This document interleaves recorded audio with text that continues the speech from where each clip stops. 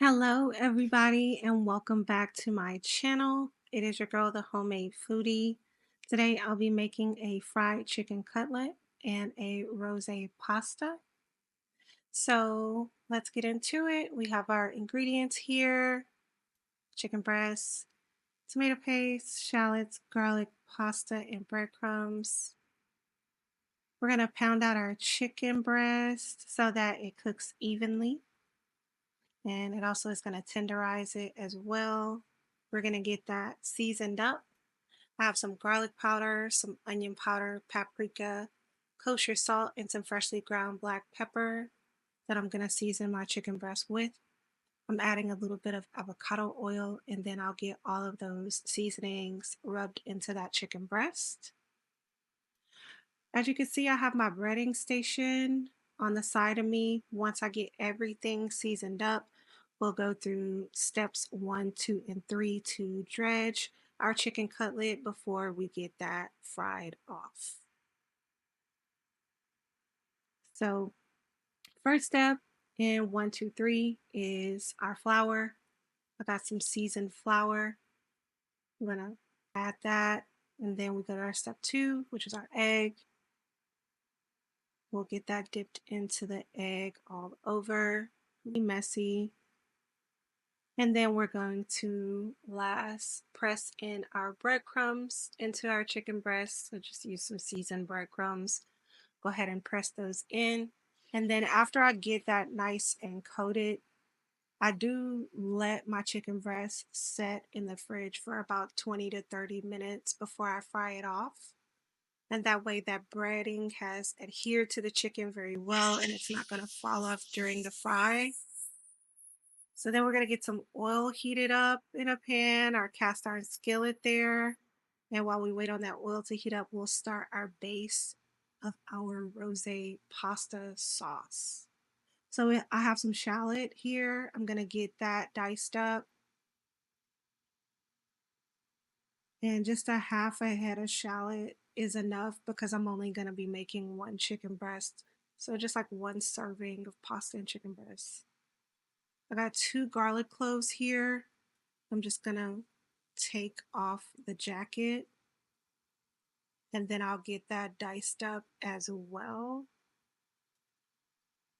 This is going to be the base of our sauce. So we're actually creating a pasta sauce. You do not have to buy a pasta sauce. Now, if you choose to do that, I'm not judging you. I'm just saying these ingredients you'll generally have around the house, and that way you don't have to go and buy a pasta sauce. We'll save some money, all right? So we'll get these garlic cloves chopped up, and we like to get our ingredients for our sauce prepped so that when it's time to get everything made, it just comes together very seamlessly. So now our oil should be hot enough. We're going to drop in our chicken breast. We're going to lay that away from ourselves when we're adding this into the skillet so that the oil does not pop on you and you'll burn yourself. After we've cooked that chicken breast on one side, we're going to go ahead and flip it over so that we can get it cooked up on the other side. And it's going to fry up until it's nice and golden brown. And then we'll take that out and get it sliced up to add on top of our pasta. We're going to season some boiling water for our pasta. And then we'll go ahead and pour that pasta in and just follow the ingredients on whatever type of pasta you like.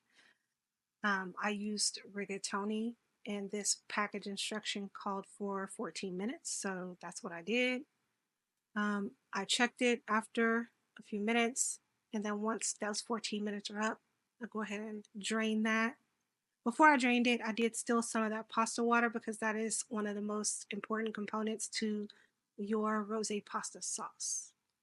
So we're going to start making our sauce. I'm going to add some avocado oil to the bottom of our skillet along with some butter. So the avocado oil for the smoke point and then the butter for the flavor. And we're going to go ahead and saute our shallots and our garlic for a few minutes. I'm just going to get those shallots stirred in, and then we're going to add in our garlic, and we'll get that stirred in. Once that garlic becomes fragrant, it does not take long at all.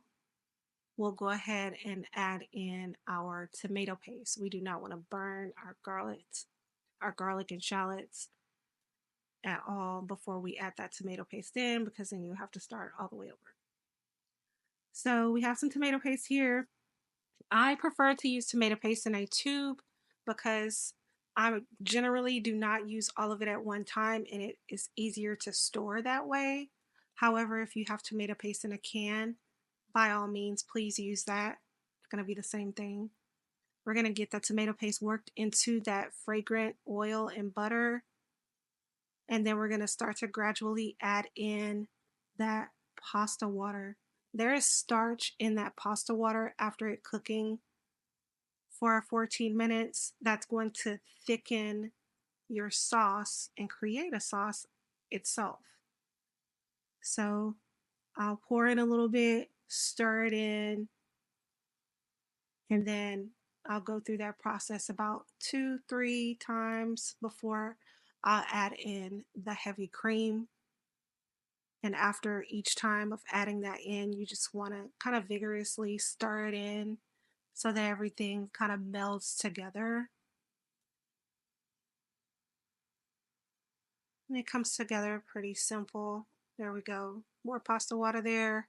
We're going to stir that in. And it just takes a little bit of patience, but it is very easy to create your own sauce.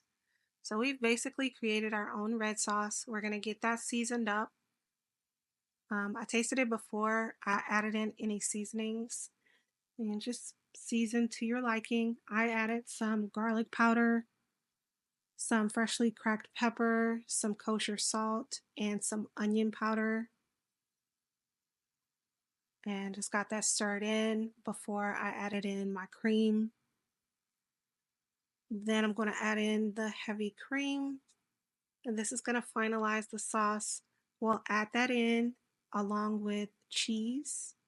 So I got some Italian cheese here, and then I'm also going to grate in some fresh Parmesan cheese, and then we'll let that sauce simmer away before we add in that drained pasta to it. So go ahead and get that stirred in as well. And then I'm going to grab my pasta and go ahead and get that folded into the sauce, because I want those to cook together as well for a few minutes before we plate everything up. That way the pasta is going to get all on those ridges of that rigatoni, through the tubes of the rigatoni. There we go. Everything is tossed together very well. It's coated the pasta very well. Now we're going to get our chicken breast sliced up before we plate everything. I just kind of sliced it on a diagonal. You can slice it up to your liking. And once we get all of this sliced up, we've got our final product. So we got a fried chicken cutlet. This could be grilled chicken if you would like that, whichever you prefer, but I want it fried. So thank y'all for your time. Please like and subscribe, and there will be more tutorials coming soon. Y'all take care.